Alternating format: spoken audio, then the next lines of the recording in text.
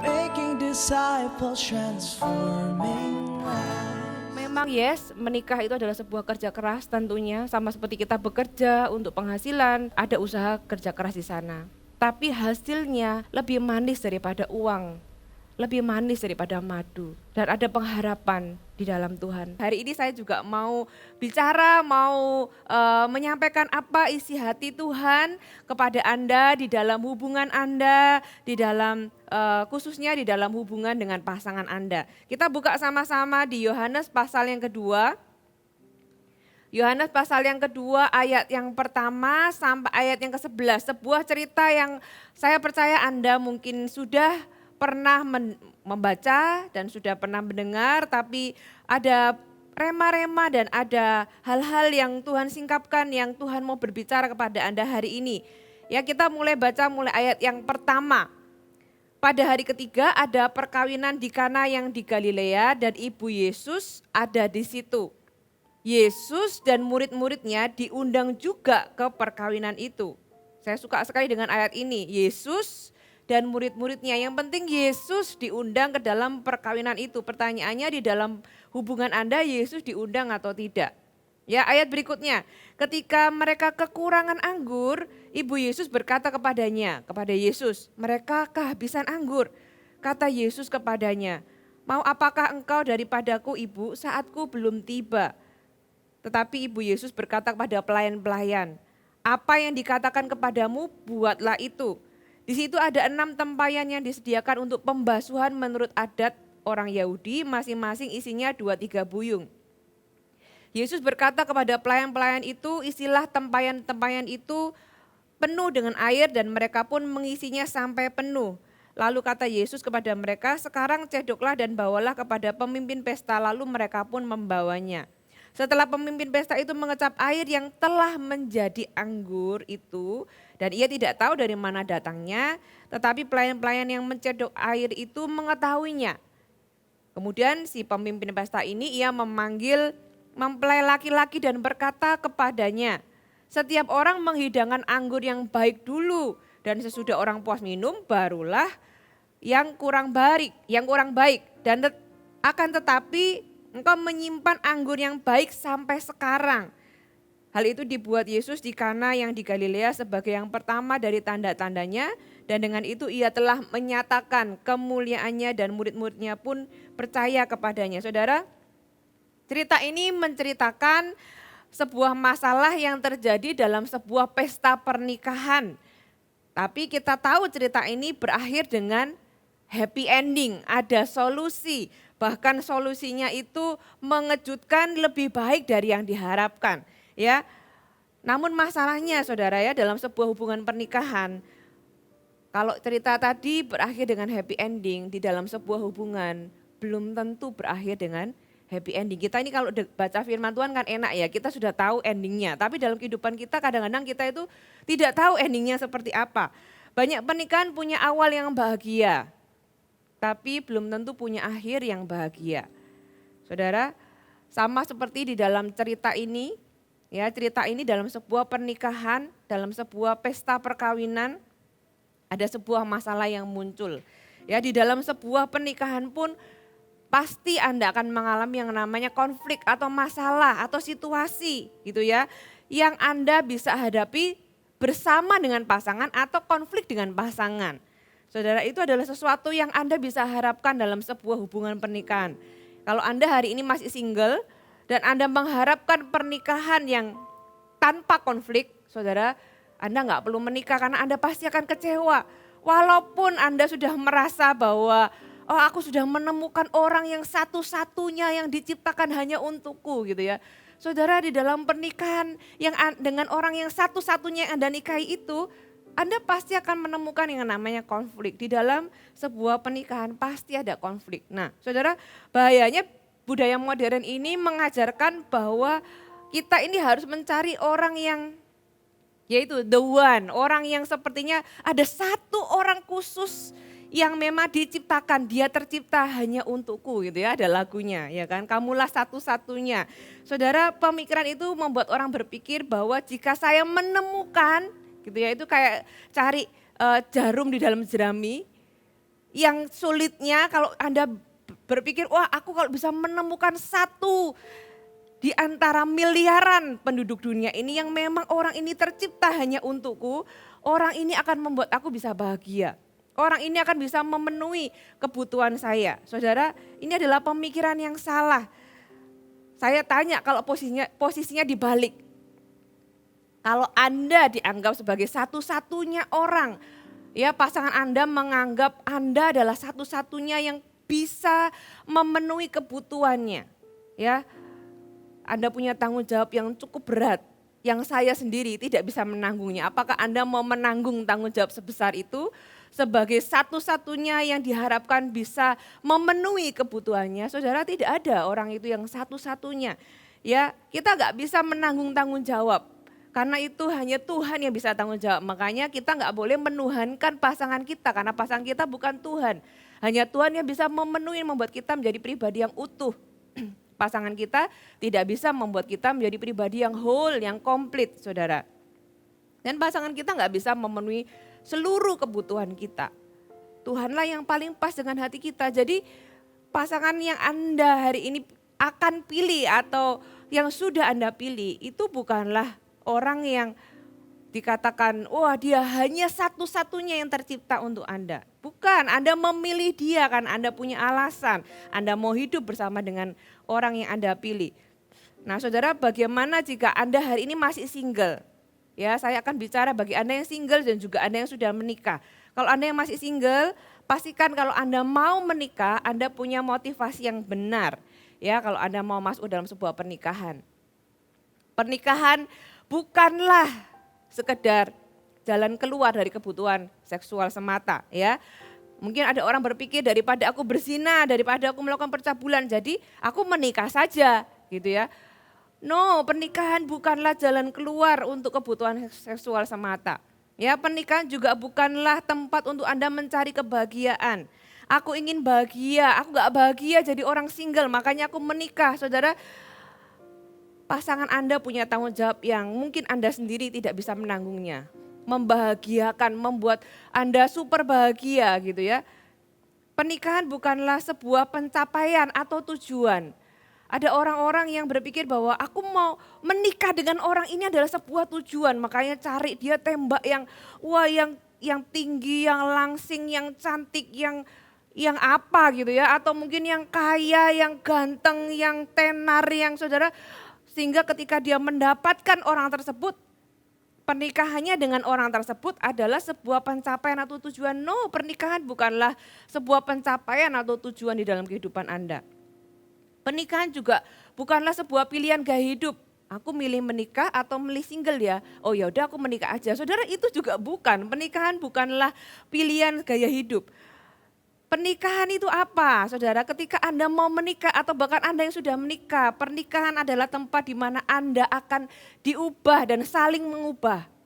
Ya, saudara pernah dengar firman Tuhan yang berkata, besi menajamkan besi, manusia menajamkan sesamanya. Oh yes, pernikahan adalah tempat yang sangat tepat mewakili firman Tuhan ini. Tidak ada hubungan sesama manusia yang lebih saling menggesek daripada pernikahan. Ya, pernikahan adalah tempat di mana Anda akan diubah, Anda akan digesek. Ya, untuk sesuatu yang lebih baik, berlian itu harus digesek supaya dia mengkilap, keluar kilauannya. Pernikahan adalah tempat untuk melayani. Kalau Anda belum siap untuk melayani, belum siap untuk, kalau istri belum siap untuk tunduk, ya kalau yang mau jadi istri, yang mau jadi suami belum siap untuk mengasihi seumur hidup Anda, saudara pikirkan kembali karena pernikahan adalah tempat untuk Anda melayani satu sama lain. Kita buka sama-sama di 1 Korintus pasal yang ke-7.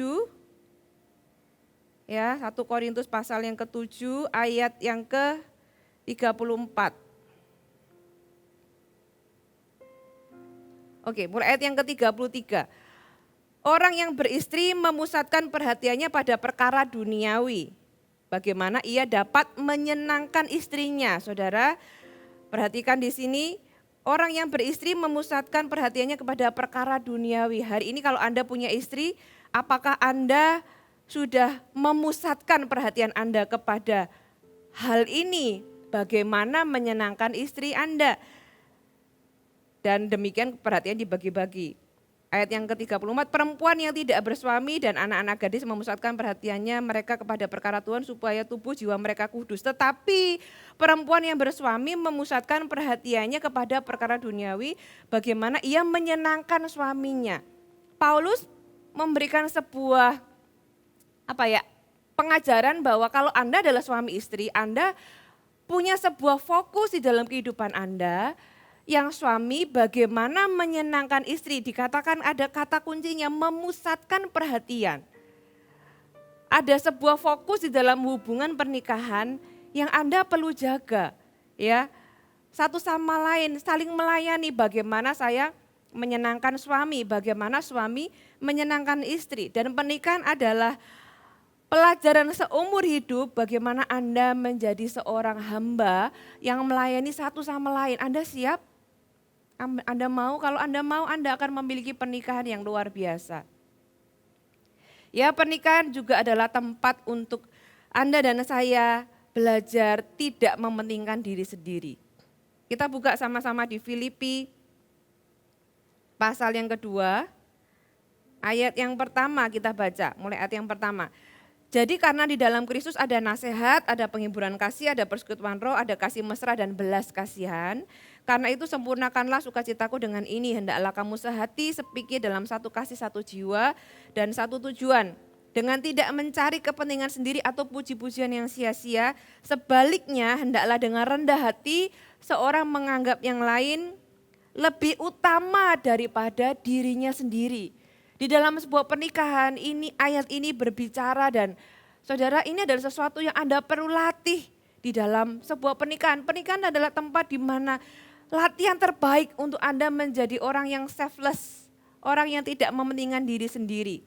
Ya, siapkah Anda untuk punya kehidupan yang diubahkan, untuk digesek, gitu ya, untuk melayani, untuk meninggalkan kepentingan Anda pribadi? Ya, entahkah hari ini Anda sudah menikah atau belum? Mungkin Anda pernah melamun atau membayangkan kira-kira pernikahan yang ideal atau pernikahan impian Anda itu seperti apa, ya. Pasangan apa yang Anda harapkan, kemudian hubungan seperti apa yang Anda mau bangun, Anda mau tinggal di mana, punya anak berapa dan sebagainya. Sekarang pikirkan kehidupan yang hari ini Anda jalani, apakah realita Anda sejalan enggak dengan impian Anda? Ya. Jika memiliki pernikahan impian adalah sesuatu yang mudah, hari ini mungkin kita semua sudah memilikinya. Gitu ya, ada banyak orang sudah memilikinya. Kenyataannya membangun pernikahan impian itu tidak semudah memimpikannya. Tapi bukan berarti tidak bisa terjadi, itu sesuatu yang bisa terjadi. Hari ini makanya firman Tuhan akan memberikan Anda sebuah harapan yang baru. Di dalam janji nikah, ya bagi Anda yang belum menikah, Anda akan mengucapkan janji atau setidaknya Anda mungkin pernah mendengar orang lain mengucapkan janji nikah. Kalau Anda sudah menikah, Anda pasti sudah pernah mengucapkannya, ya. Apa aku akan tetap mengasihimu, melayanimu, gitu ya. Tunduk kepadamu pada waktu apa? Pada waktu suka maupun duka, pada waktu sehat maupun sakit, pada waktu kelimpahan maupun kekurangan. Ya, Anda juga bisa tambahkan pada waktu gemuk maupun kurus, ya kan, karena kita bisa membesar dan mengurus kembali. Pada waktu cakep maupun sudah tidak cakep lagi, ya waktu kulitnya masih kenceng dan sudah enggak kenceng lagi gitu ya. Kenapa? Karena hubungan itu akan melewati semuanya itu. Makanya dari awal ada vow, ada sumpah, ada janji nikah. Kenapa? Karena di dalam hubungan kita semua akan melewati banyak hal. Kita akan melewati suka, kita akan melewati duka. Ya, kalau Anda mengharapkan pernikahan yang cuma ada sukanya aja, itu Anda gak bisa, karena di dalam janji nikah sudah ada disebut duka, ya kan, sakit, ada konflik, ada kurus, ada gemuk gitu kan, ada kelimpahan, ada kekurangan.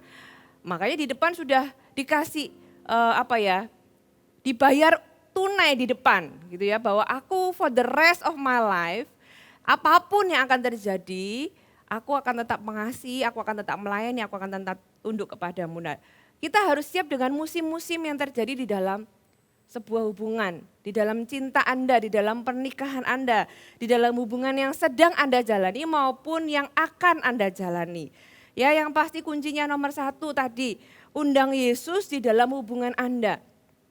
Sama seperti dikatakan tadi, Yesus diundang ke dalam perkawinan. Yes, di dalam pesta itu, di dalam pernikahan itu ada masalah. Tapi ada harapan ketika Yesus ada di dalam pernikahan Anda, di dalam hubungan Anda. Bukan sekedar menaruh Yesus jadi tempat yang pertama. Sehingga seolah-olah Yesus yang pertama kemudian urutan yang lain. Yesus akan terpisah dengan urutan yang lain. No, Yesus adalah the center. Jadi menjadi sesuatu yang di tengah-tengah gitu ya. Menjadi center sehingga everything itu semua itu berputar di sekeliling Yesus. Hidup Anda, hubungan Anda. Jadikan Yesus yang utama dan yang center di dalam kehidupan Anda. Ya, saya mau jelaskan tentang musim-musim yang Anda bisa lalui di dalam hubungan. Ada sesuatu yang mungkin saya bisa bagikan untuk Anda sehingga Anda juga bisa mengalami hal-hal baik di dalam sebuah pernikahan. Hari ini saya mengalami pernikahan yang bahagia, saya mengalami pernikahan yang tidak bebas konflik, tapi saya belajar melewati masa-masa ini dan mendapatkan apa yang sebenarnya Tuhan itu sediakan untuk kami. Ya, apa sih musim-musim di dalam hubungan? Yang pertama musim semi.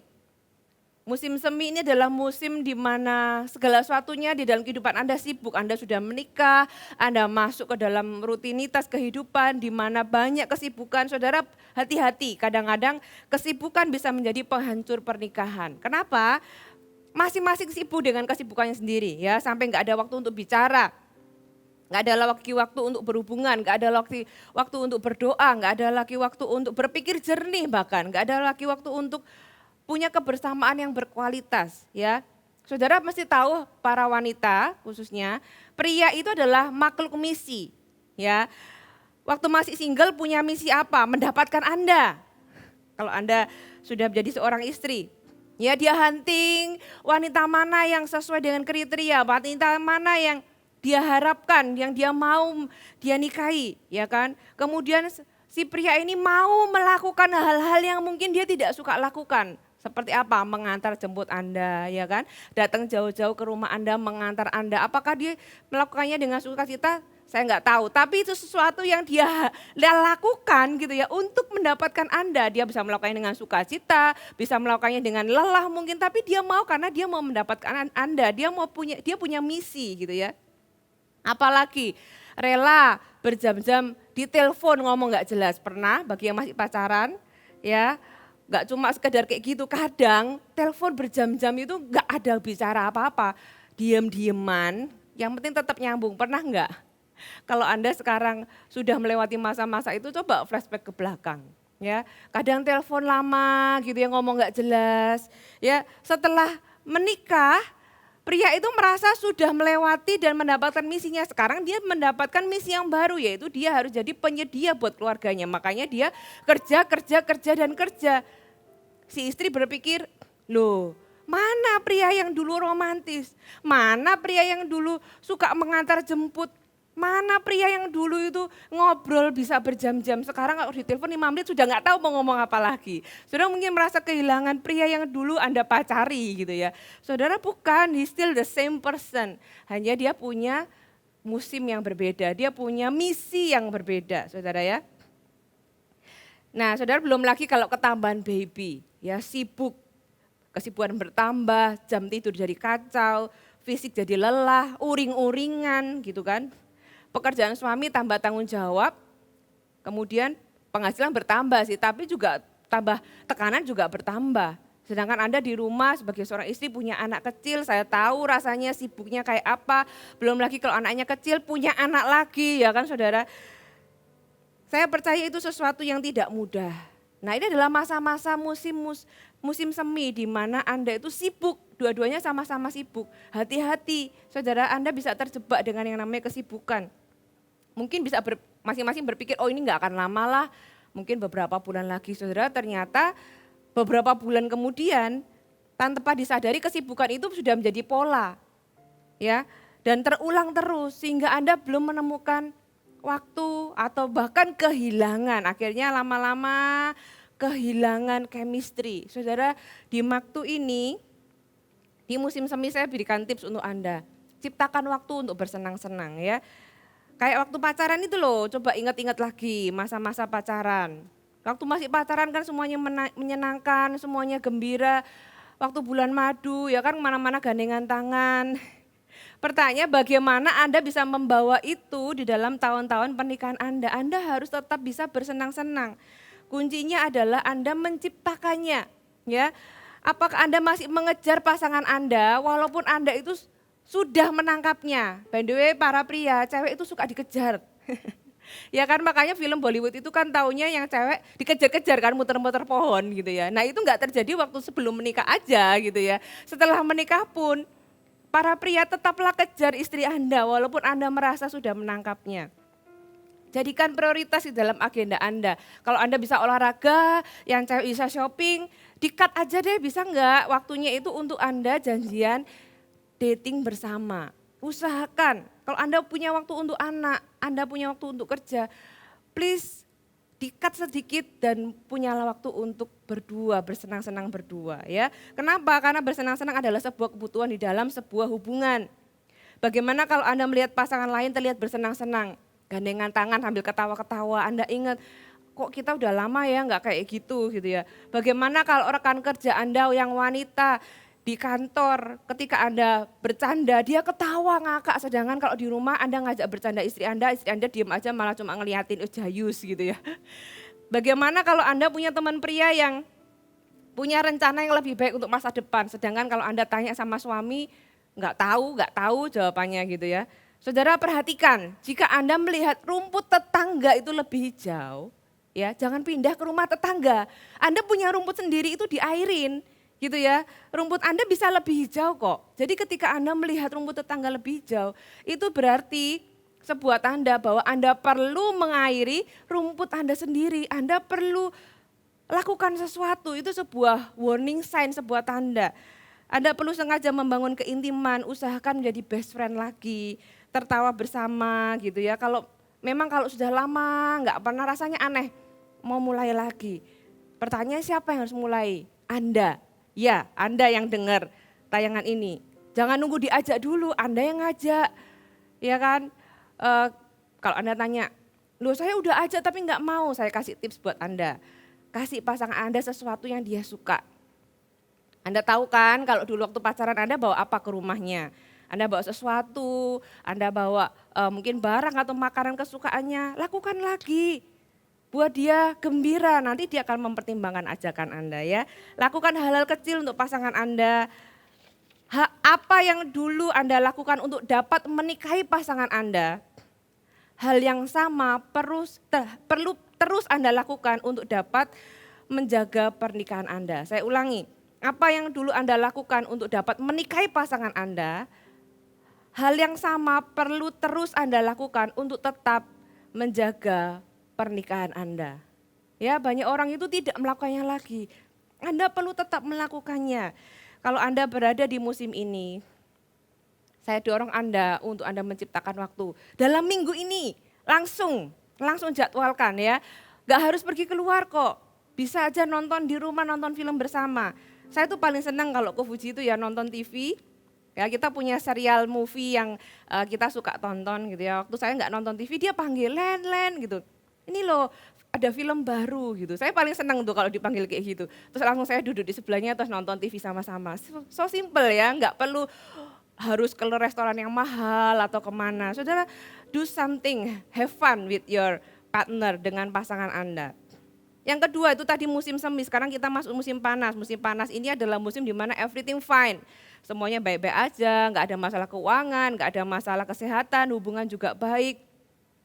Nah kadang-kadang orang itu ketika baik-baik aja merasa ya udah gitu ya kita dijalani aja nggak ada yang perlu dilakukan. Saudara di masa ini Anda perlu terus belajar.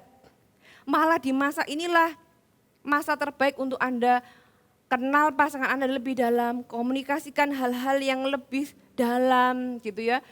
Ngobrol lebih banyak, kenali pasangan lebih lagi, kalau perlu ikut seminar, baca buku, saudara teruslah belajar. Jangan tunda sampai ada masalah gitu ya, sudah ekstrim baru cari pertolongan. Malah di masa-masa yang fine itu Anda perlu belajar, Anda perlu menggali, Anda perlu mengenal. Ya istilahnya kalau mobil itu Anda jangan nunggu rodanya lepas, baru Anda cari pertolongan. Ketika baik-baik aja coba sering dicek secara berkala, diservis secara berkala. Udah jalan berapa kilometer Anda servis lagi, Anda lihat lagi. Saudara, Anda perlu melakukannya bahkan malah di masa-masa ketika semua baik-baik saja ya. Saudara, jangan sampai hal-hal yang kecil-kecil itu Anda biarkan ya, karena oh nggak apa-apa kok, semuanya masih fine. Ini memang ada hal kecil sih, tapi ya itu bukan hal yang terlalu besar. Saudara, firman Tuhan katakan apa yang menghancurkan sebuah kebun anggur itu bukanlah sesuatu yang besar, tapi rubah-rubah kecil yang menggerogoti, nggak kerasa, nggak kelihatan, tahu-tahu habis. Saudara, hal-hal kecil kalau pas masa fine, saudara coba bicarakan, komunikasikan gitu ya. Terus belajar sehingga Anda bisa terus semakin terbangun dan Anda semakin mengenal lebih dalam. Selain itu apalagi Anda mungkin pasti akan melewati yang namanya musim gugur. Musim ini adalah musim di mana banyak perubahan atau perubahan-perubahan kehidupan terjadi. Dari yang paling simpel mungkin perubahan usia, tapi juga bisa perubahan apa? Pekerjaan, tempat tinggal, dari nggak punya anak jadi punya anak gitu ya. Dari punya anak satu jadi punya anak dua, nanti anak masuk sekolah dan sebagainya. Dan biasanya perubahan-perubahan ini mengganggu ritme kehidupan kita dan kita nggak suka dengan perubahan. Kalau Anda ada di dalam masa ini di mana ada perubahan, tiba-tiba pekerjaan suami harus berubah, harus merintis lagi dari nol, itu perubahan-perubahan. Ini adalah sebuah musim di mana ada banyak perubahan yang cukup besar di dalam kehidupan Anda. Di dalam masa ini, saya berikan Anda sebuah tips, jadilah fleksibel. Jadilah orang yang mudah beradaptasi, jadilah orang yang mudah menyesuaikan diri dengan perubahan yang terjadi. Ya, jadilah fleksibel dengan ekspektasi Anda, dengan pasangan Anda, dengan situasi Anda, dengan anak Anda. Kalau Anda sudah menikah cukup lama, Anda tahu apa yang saya katakan, Anda sudah melewati masa-masa perubahan di dalam kehidupan. Ya, jadi pernikahan yang Anda bisa sukses atau gagal ditentukan dari salah satunya bagaimana Anda bisa beradaptasi dengan perubahan-perubahan kehidupan. Karena ini adalah hal yang penting, kita semua pasti akan mengalaminya. Kalau Anda masih single, saya kasih tahu yang ada di depan itu kayak gitu. Ada perubahan-perubahan yang Anda akan alami. Ya, Anda perlu menjadi orang yang cukup fleksibel, mudah mengikuti, jangan kaku, harus kayak gini. Kalau enggak gini aku enggak bisa. Saudara, namanya juga berubah, kita juga harus berubah.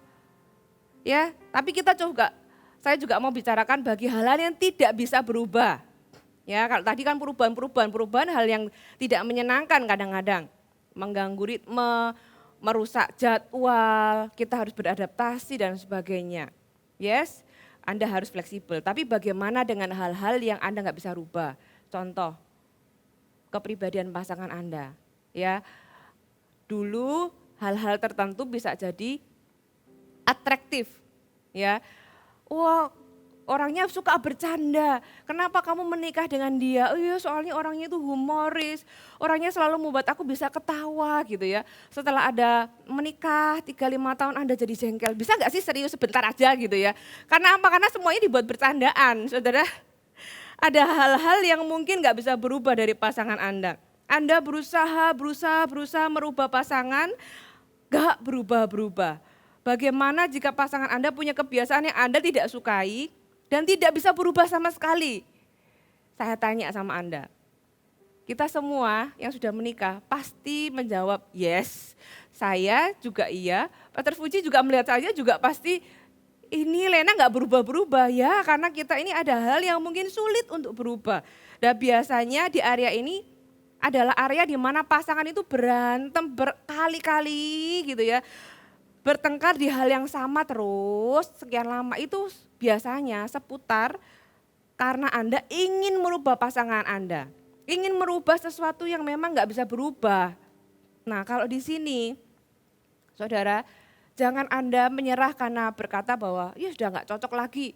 Gitu ya, kata ketidakcocokan itu seringkali dipakai untuk menjadi alasan untuk perpisahan. Saudara, enggak, istilah ketidakcocokan itu hanya digunakan untuk membenarkan saja. Padahal kebenarannya Anda tidak akan pernah cocok dengan siapa saja. Tidak ada orang yang 100% cocok dengan Anda. Tidak ada orang yang 100% akan setuju dengan pendapat Anda. Demikian juga Anda nggak akan pernah ketemu dengan orang yang 100% Anda selalu setuju dengan pendapatnya dia. Jadi nggak ada itu namanya ketidakcocokan itu terus kemudian menjadi alasan untuk Anda berpisah. Karena selamanya dengan siapapun Anda pilih, Anda pasti tidak akan pernah cocok. Nggak ada, ketidakcocokan itu adalah sesuatu yang kita perlu hadapi. Dan nggak cuma dihadapi, kita perlu terima saudara. Ada hal-hal yang dari pasangan kita yang kita nggak bisa rubah. Kalau kayak gitu gimana? Jawabannya satu, penerimaan.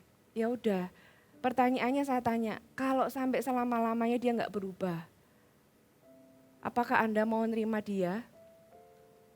Apakah Anda mau tetap mengasihi dia? Ya itu adalah bagian dari janji nikah yang tadi loh.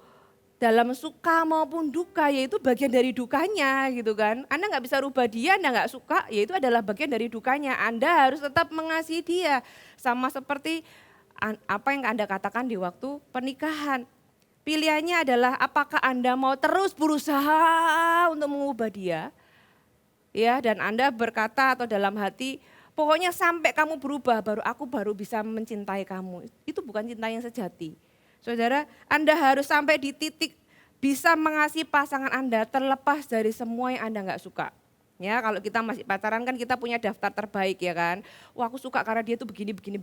Setelah Anda menikah, Anda tahu sih masih menikmati sisi baiknya, tapi Anda menemukan sisi-sisi buruknya yang mungkin yaitu tadi nggak bisa berubah.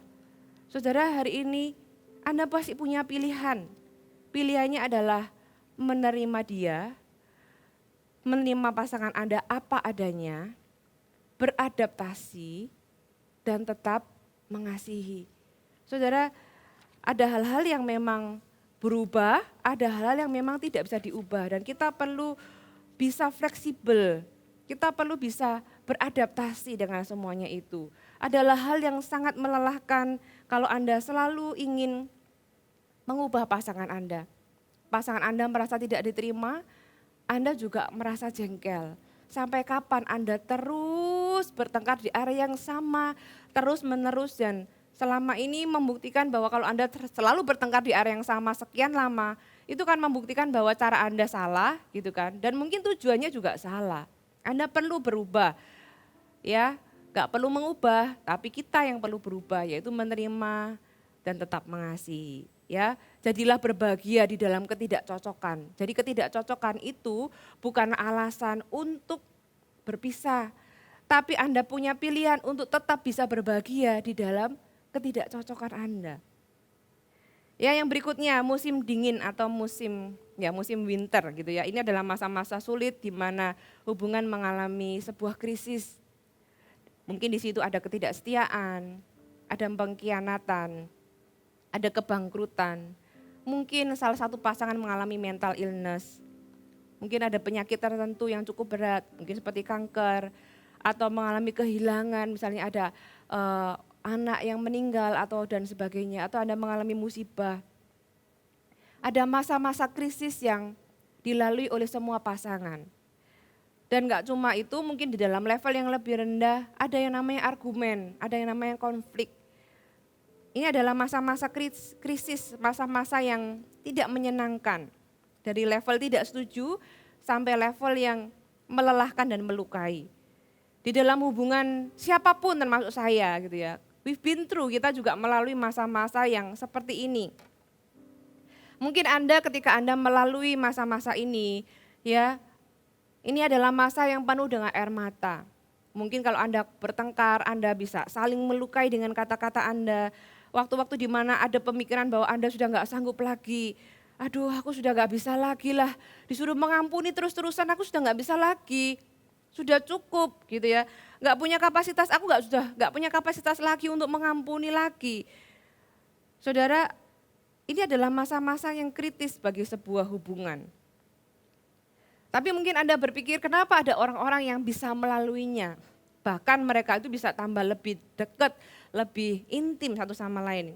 Ya, itu ada namanya lorong krisis, saudara, di mana lorong itu ketika Anda melewati lorong yang namanya lorong krisis, segala sesuatu terasa berantakan. Anda merasa tenggelam dan melewati dasar samudera yang dalam. Anda nggak yakin apakah Anda bisa mengampuni, Anda nggak yakin apakah Anda tetap bisa menjaga komitmen Anda, ya kan? Anda mungkin berpikir, aduh lebih mudah memulai sesuatu yang baru. Saudara, Anda perlu menang di dalam lorong krisis ini. Kenapa? Ada sesuatu yang lebih indah kalau Anda berhasil melaluinya. Anda akan menikmati sebuah keintiman yang lebih dalam. Ya, di dalam sebuah hubungan ada keintiman yang dangkal dan keintiman yang dalam. Ya, yang dangkal itu seperti keintiman yang palsu, yang dalam ini adalah keintiman yang sejati. Waktu masih pacaran keintimannya itu dangkal, bahkan mungkin palsu. Termasuk juga waktu awal-awal menikah. Kenapa? Karena Anda mungkin masih belum yakin apakah pasangan Anda itu bisa menerima Anda dengan seluruh ketakutan-ketakutan Anda. Ya, ada hal-hal di dalam diri Anda yang masih Anda sembunyikan. Anda takut Anda takut kalau pasangan Anda tahu, dia akan menolak Anda. Ada sesuatu yang Anda masih hide, Anda masih sembunyikan, Anda masih tampilkan hal-hal yang baik, yang menyenangkan. Saudara, semua orang ingin dan butuh yang namanya keintiman yang sejati. Nah, bagaimana Anda bisa pindah dari keintiman yang dangkal menuju keintiman yang dalam atau yang sejati? Hanya satu jalannya, yaitu lewat lorong yang namanya lorong krisis. Ya, Anda perlu melaluinya. Ketika Anda melalui lorong itu adalah lorong yang sangat gelap, lorong yang kotor, berisik. Jadi Anda bahkan bingung dengan suara yang muncul di pikiran Anda. Membingungkan, tidak menyenangkan, bahkan lebih tepatnya melelahkan dan menyakitkan. Kenapa saya bisa katakan ini? Karena we've been through lorong ini, saudara. Dan sebagian orang berpikir, wah ini serangan dari si jahat. No, kadang-kadang itu adalah sesuatu yang Anda perlu lewati. Anda diizinkan untuk melewati karena Tuhan menyediakan keintiman yang lebih dalam. Dan banyak orang itu nggak tahan melewati lorong ini, jadi ketika dia punya keintiman yang dangkal, diizinkan lewat lorong krisis. Ya, ada argumen, ada hal-hal yang buruk yang dialami. Ketika di tengah-tengah dia nggak tahan, dia kembali. Ya sudahlah, hubungan kayak gini aja, yang penting ngomong apa adanya, ngomong di permukaan, yang penting nggak ada konflik yang lebih dalam. Aku nggak tahan dengan semua yang terjadi. Anda kembali ke keintiman yang dangkal. Ada orang-orang yang seperti itu. Tapi kalau Anda bisa memilih, pilihlah untuk terus melaluinya. Bertahanlah dan terus berjuang melaluinya. Karena di balik lorong itu, di balik musim dingin itu, Anda akan mendapatkan keintiman yang lebih dalam. Anda akan mendapatkan sesuatu yang lebih indah. Dan itu enggak terjadi secara otomatis, saudara. Anda perlu dengan pasangan sama-sama memutuskan tidak saling menghancurkan. Semua pasangan baik yang belum menikah maupun yang sudah menikah pasti akan bertengkar, ya. Dan lebih parahnya biasanya sudah menikah. Jadi dalam sebuah hubungan you can expect yang namanya konflik. Bagaimana Anda bertengkar, itulah yang membedakan pasangan yang satu dengan pasangan yang lain. Pasangan yang sehat bertengkar untuk mencari solusi, bukan demi siapa yang menang atau siapa yang lebih dihormati. Konflik sendiri bukanlah pembunuh hubungan, tetapi bagaimana menangani konflik itu menentukan hasilnya. Penanganan konflik yang merusak atau salah itulah yang membunuh sebuah hubungan. Saudara, kalau Anda ada di dalam musim ini penuh dengan konflik, musim ini penuh dengan krisis, saudara hadapi konflik dengan benar. Ya, ada 3 hal yang menandakan Anda menangani konflik dengan cara yang salah. Saudara coba cross check. Yang pertama, cara menangani konflik yang salah adalah dengan cara mengkritik pasangan atau mengucapkan kata-kata yang menyakitkan gitu ya, mengkritik, memberikan label atau bahkan memaki. Kamu ini memang gitu ya, kamu ini seperti gitu kan, kamu kok bla bla bla gitu ya. Kalau apakah Anda menggunakan ketidaksetujuan atau konflik sebagai kesempatan untuk mengkritik pasangan Anda? Konflik boleh terjadi, tapi jangan melabel kamu ini seperti gitu ya, kamu ini bla bla bla gitu. Kamu begini begitu, saudara. Kalau Anda pernah melakukannya, kita semua pasti pernah melakukannya dengan cara yang berbeda-beda. Apakah Anda merasa bersalah atau Anda merasa fine-fine aja? Nah, itu yang masalah ya kan. Kalau Anda merasa fine, ya Anda sendiri berarti sudah bermasalah.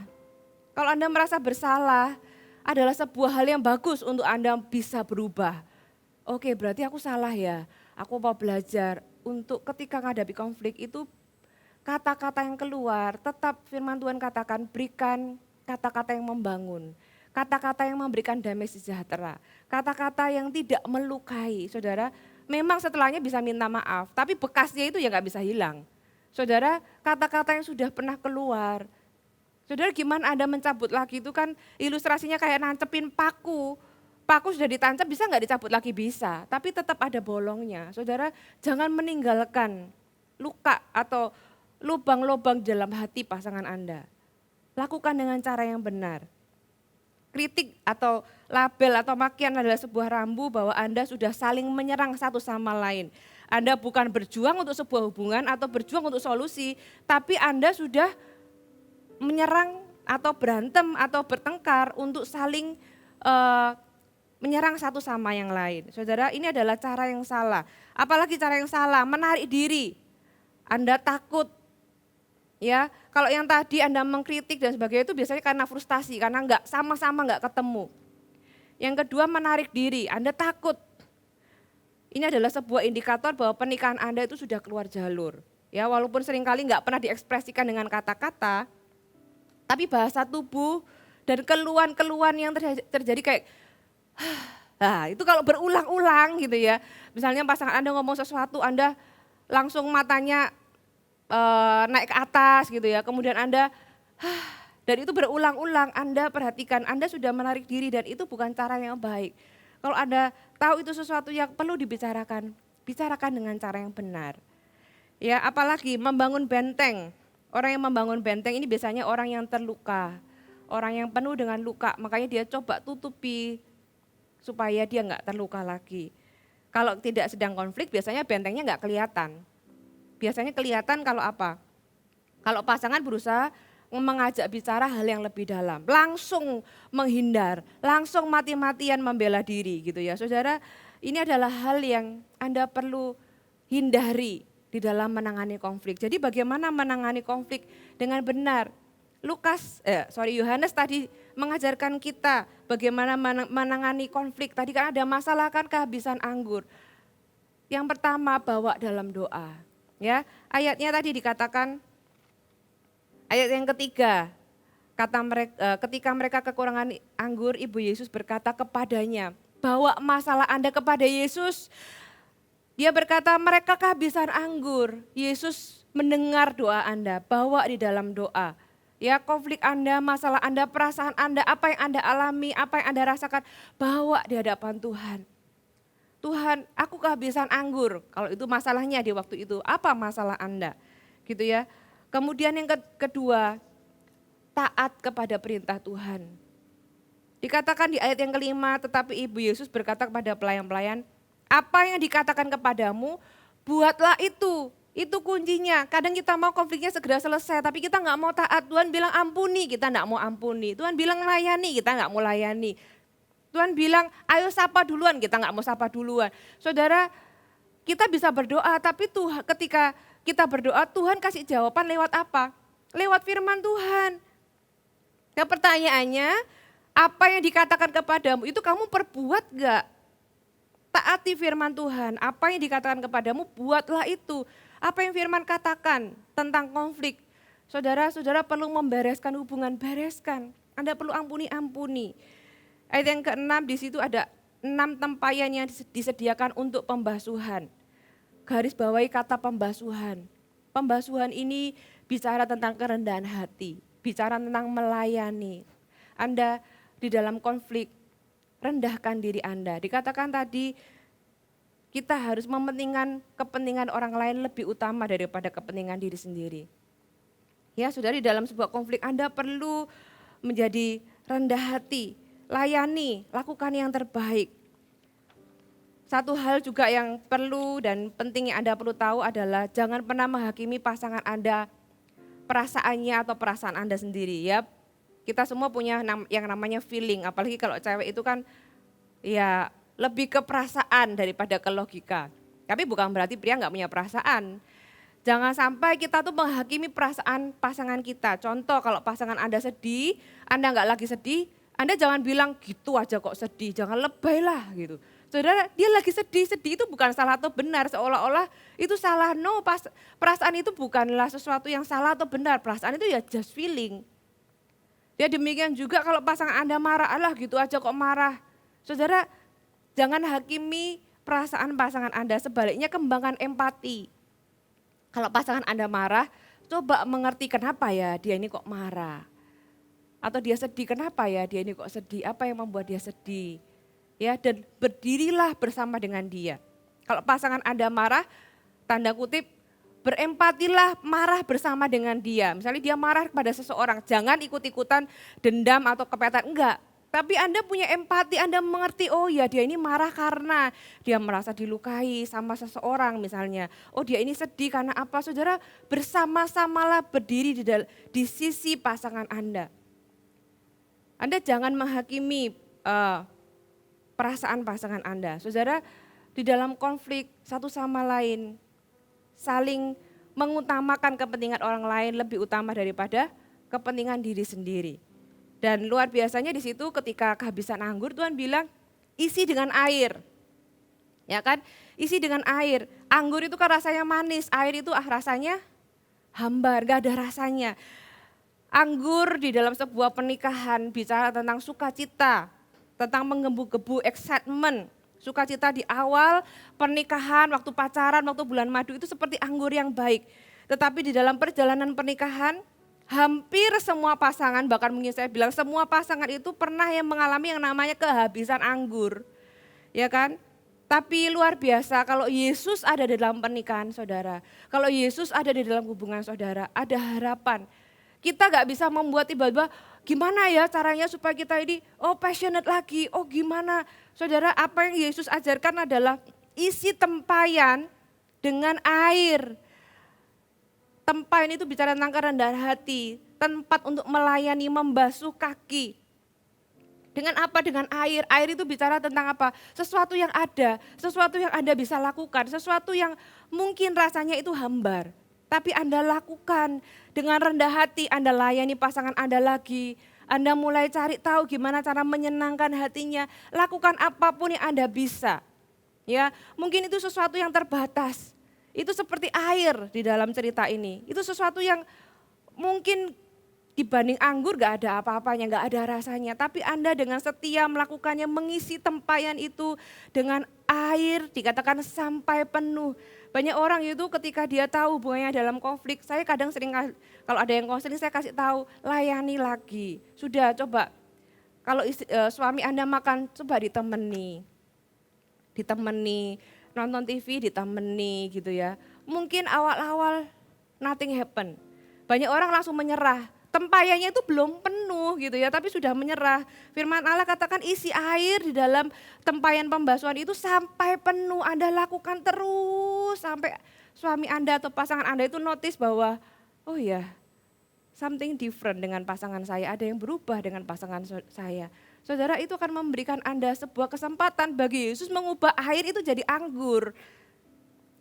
Ada bagian kita, ada bagian Tuhan. Saudara bisa bayangkan kalau pelayan itu enggak isi dengan air, itu enggak akan pernah jadi anggur. Ada bagian kita perlu rendah hati, kita perlu melayani, kita perlu melakukan apapun yang kita bisa. Dan izinkan Tuhan memakai itu untuk mengubahnya menjadi mukjizat di dalam pernikahan Anda. Ayat yang ke-10 dikatakan dan berkata kepadanya, setiap orang menghidangkan anggur yang baik dulu dan sesudah orang puas minum barulah yang kurang baik. Bukankah ini seperti yang dunia biasa katakan ya, wah bulan madu itu yang paling manis. Ya kan masuk pernikahan paling bahagia itu di depan. Kalau sudah habis ya udah dikali jalani aja itu pernikahan kehidupan. No, di dalam Yesus Tuhan katakan engkau menyimpan anggur yang baik sampai sekarang. Ada harapan bagi Anda yang hari ini engkau merasa kehabisan anggur. Kalau Yesus ada di dalam pernikahan Anda, air yang Anda bisa berikan untuk mengisi tempat pembasuhan itu, dengan apa yang Anda bisa lakukan untuk pasangan Anda, Tuhan bisa mengubahnya menjadi anggur dan bukan cuma anggur yang baik. Bukan seperti anggur pada waktu Anda masuk ke dalam pernikahan, tapi anggur yang lebih baik. Dikatakan kau menyimpan anggur yang baik sampai sekarang. Jadi di sini dijelaskan bahwa anggur yang sebelumnya itu Tidak lebih baik daripada apa yang Yesus ciptakan, apa yang Yesus lakukan dengan mujizatnya. Saudara, ada harapan untuk pernikahan Anda. Ayat yang ke-11 dikatakan hal itu dibuat Yesus di Kana yang di Galilea sebagai yang pertama dari tanda-tandanya, dan dengan itulah ia telah menyatakan kemuliaannya. Tahukah Anda bahwa pernikahan Anda adalah tempat di mana Tuhan dapat menyatakan kemuliaannya? Pernikahan Anda adalah tempat di mana dunia bisa melihat kasih Tuhan itu seperti apa sih? Ketika ada konflik, ketika manusia tidak setia, Tuhan tetap setia. Gambaran sempurna dari kasih Yesus itu terlihat dari pernikahan kita. Pernikahan adalah tempat Tuhan menyatakan kemuliaannya, masalah Anda bisa dirubah menjadi kebaikan. Dan itu enggak cuma bagi diri kita yang mengalami, tapi dikatakan dan orang-orang di sekelilingnya. Dengan itu dia telah menyatakan kemuliaannya dan murid-muridnya percaya kepadanya. Izinkan Tuhan hari ini menyatakan kemuliaannya di dalam pernikahan Anda. Kalau Anda punya Yesus, ada sesuatu yang dunia tidak bisa buat. Hanya Yesus yang bisa buat, yaitu mengubah air jadi anggur. Jadi sesuatu yang hambar, pernikahan yang hambar menjadi pernikahan yang manis, bahkan lebih manis daripada waktu pertama kali Anda masuk dalam pernikahan. Saudara, hari ini saya juga mau bicara bagi Anda yang masih single. Kalau Anda hari ini masih single dan Anda takut menikah, mungkin Anda umur 20, umur 30, Anda melihat di kanan kiri Anda ada pernikahan yang hancur, orang-orang yang pernah berjanji akan sehidup semati, tapi kenyataannya tidak terjadi. Bahkan mungkin itu adalah orang tua Anda dan Anda takut untuk berkomitmen. Saya mau beritahu Anda satu hal, jangan takut. Anda punya Yesus, Anda punya gereja Tuhan yang terus menemani Anda melewati masa-masa kehidupan Anda. Ya, memang yes, menikah itu adalah sebuah kerja keras tentunya, sama seperti kita bekerja untuk penghasilan dan sebagainya. Pernikahan itu lebih penting daripada pekerjaan. Ada usaha kerja keras di sana, tapi hasilnya lebih manis daripada uang, lebih manis daripada madu. Dan ada pengharapan di dalam Tuhan. Mari saya undang Anda, dimanapun Anda berada, untuk kita hampiri Tuhan. Kalau hari ini Anda masih single, Anda punya banyak ketakutan, Anda punya pertanyaan. Kalau hari ini Anda membangun sebuah hubungan, dan Anda tahu bahwa orang itu sudah seiman, seimbang, pertanyaannya Anda takut apa?